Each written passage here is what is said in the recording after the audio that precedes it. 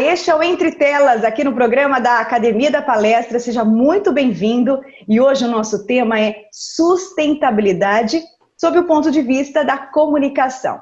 Nós vamos começar o programa refletindo sobre a comunicação sustentável, que visa facilitar os relacionamentos, os processos de interação que permitem um ambiente de entendimento entre os indivíduos sobre questões relacionadas à sustentabilidade. De acordo com a citação feita no prefácio de Heloísa Matos e Nobre para o livro Vida Sustentável e Comunicação, que está nas minhas mãos, que é de autoria da nossa querida Maria José da Costa Oliveira e Luciana Bernardo Mioto, nós vamos começar com essa reflexão. Será que, de fato, entendimento entre indivíduos sobre a importância da sustentabilidade existe? Zezé, como você analisa o papel da comunicação para promover este entendimento? Esse entendimento aí, já que você estudou tanto, que trouxe até resultado o livro que a gente vai colocar em tela depois. Ô Mari, como você diz, a comunicação ela é essencial, né, para a sustentabilidade. Sem comunicação, eu diria que praticamente impossível que a sustentabilidade se processe, porque ela depende justamente dessas interações, desses relacionamentos. Mas que tipo de comunicação a gente está falando, né? A comunicação para a sustentabilidade, ela, na verdade, ela vai precisar ter como foco, olha assim, uma associação com a educação com fim social e ambiental, né? E, aliás, assim, eu vou fazer um parênteses aqui, essa comunicação ela tem que estar desassociada, no meu entender, de vieses partidários, ou mesmo quando ela fica só restrita a interesses de alguns grupos. Porque, na verdade, assim, pensando em sustentabilidade, ela tem que ser tratada como universal, né? É importante que a comunicação ela consiga comunicar também algo que tenha sentido, que cause também emoção, impacto nas pessoas. Não dá só para a gente ficar restringindo a comunicação à divulgação de dados frios e que muitas vezes não alcançam as pessoas. Então, a comunicação sustentável ela tem que ter um sentido, vamos dizer assim, um sentido coletivo. Não posso pensar só nas minhas necessidades, né? Eu preciso ter uma consciência de que a vida na Terra já revela por si só a interdependência que existe entre todos que a habitam. Mas, então, eu estou falando do sentido, inclusive, que a gente já abordou muito aqui no Entre Telas, de pertencimento, né? De pertencimento aí, no caso, ao meio em que se vive e do qual usufruímos. E é por isso que eu vou agora perguntar para a Dani, né? Esse sentido de pertencimento, Dani, como é que você vê esse pertencer ao meio ambiente? Como a interação entre as pessoas precisa ser trabalhada, ser realizada para a gente alcançar isso? Pois é, Zezé, aquela velha história, né? A gente nem sabe, uma coisa puxa a outra, a gente nem sabe o que começa, né? Por onde começa. A sustentabilidade, ela evoca, num primeiro momento, essa ação ambiental, né? O que não está errado. No entanto, a eficácia das práticas sustentáveis tem o alicerce nas relações humanas, nas relações do humano com esse ambiente, né, ao qual ele pertence, né. E aí isso significa que nesse processo existe uma responsabilidade, que é minha, sua, de todos que compartilham esse planeta, né. Por isso, o cuidado das nossas relações é a principal garantia de que nós estamos preservando, de fato, o planeta.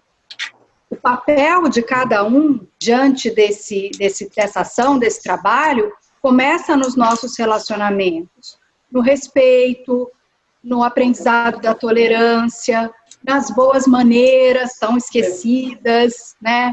na atenção quando o outro está falando, e principalmente no meu papel, na minha responsabilidade, né? nesse sentimento intrínseco de que eu sou parte desse todo.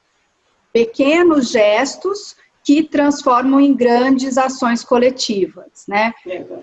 E a comunicação interpessoal, então, ela precisa ter uma clareza expressiva, precisa da disponibilidade da escuta, da observação e da adaptabilidade.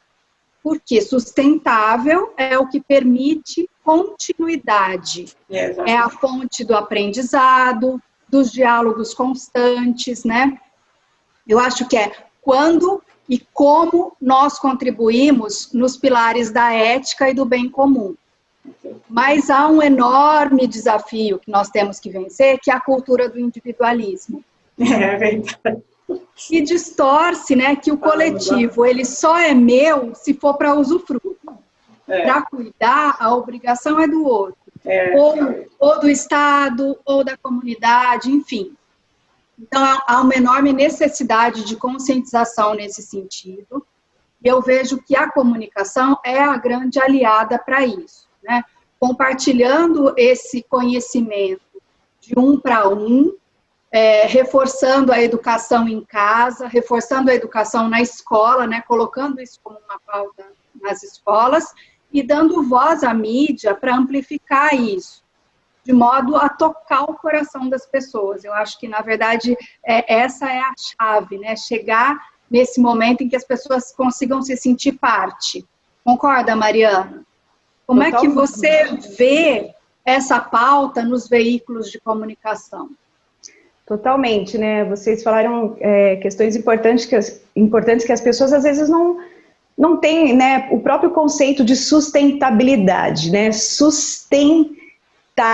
Vem de sustentare, do latim sustentare, que é a questão do apoiar, do conservar, do cuidar. E como vocês bem lembraram... Continuar, né? Exatamente. É um processo individual que pode ser aplicado num pequeno grupo, pode ser aplicado numa sociedade, como pode ser aplicado no planeta, em todo esse processo. Então, eu acho que a mídia acaba ocupando um papel fundamental, mas sendo um canal para disseminar fatos e questões ambientais, o que a gente vê muito hoje? Denúncias, quando o fato já extrapolou, quando houve a tragédia, quando não há muito o que fazer mais.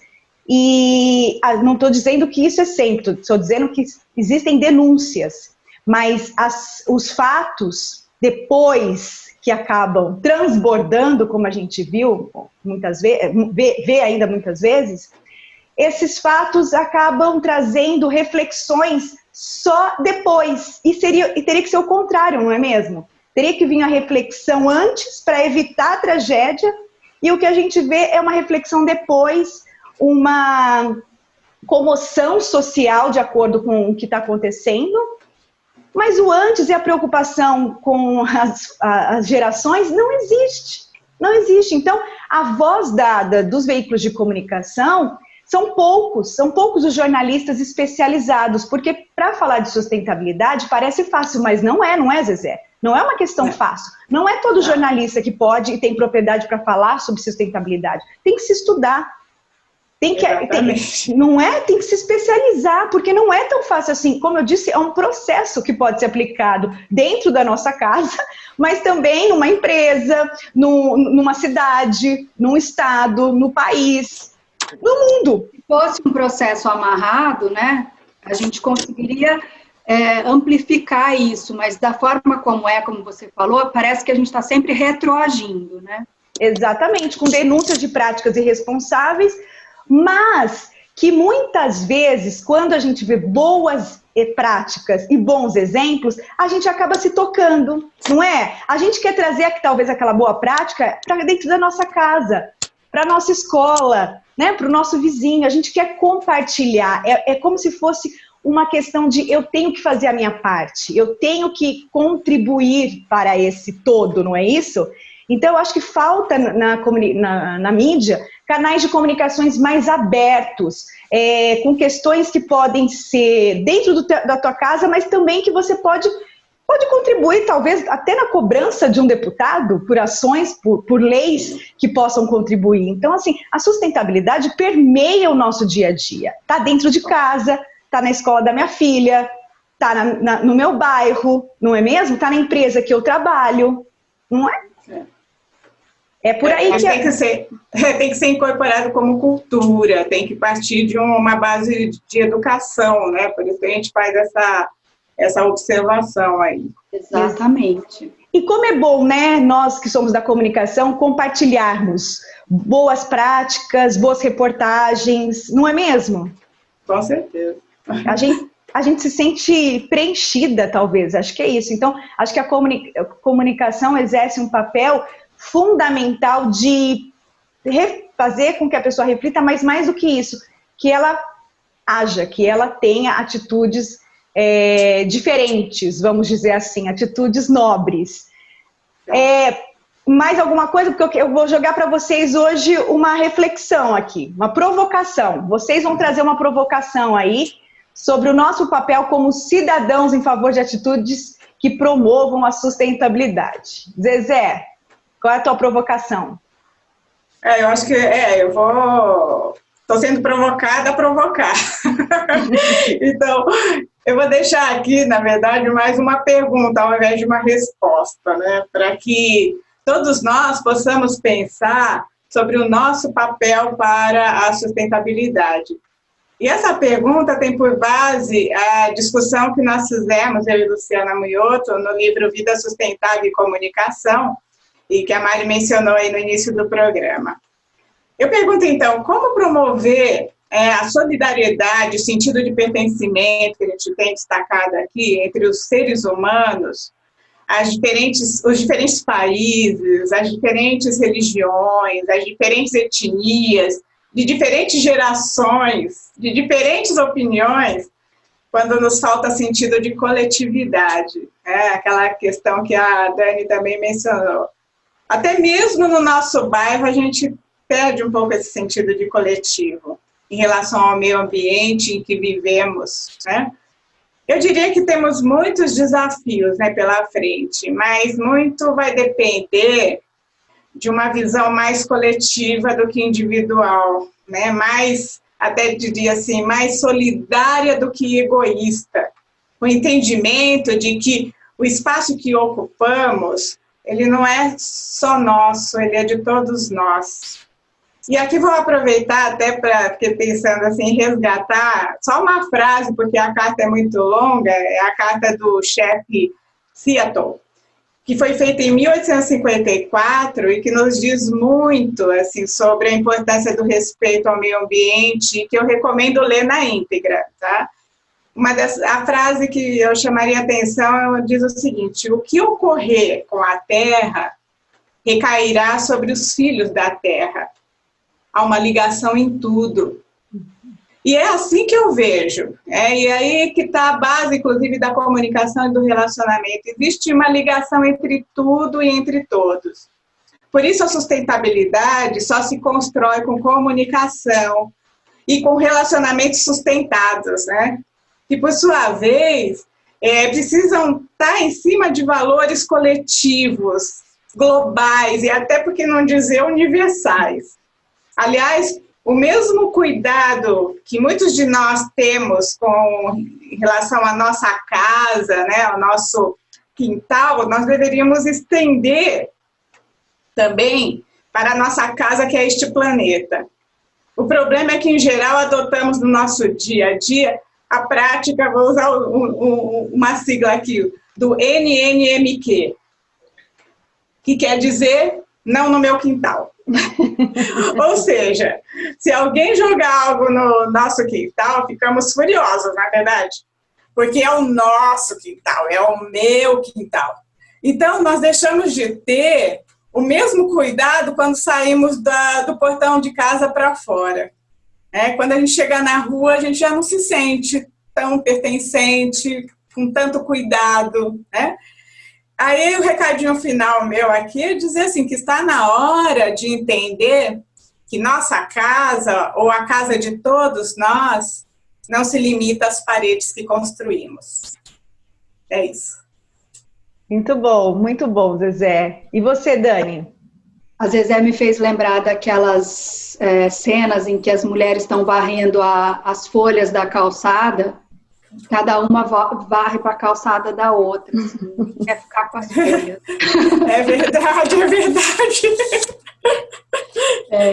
Nem sei se isso ainda ocorre, mas eu me lembro disso.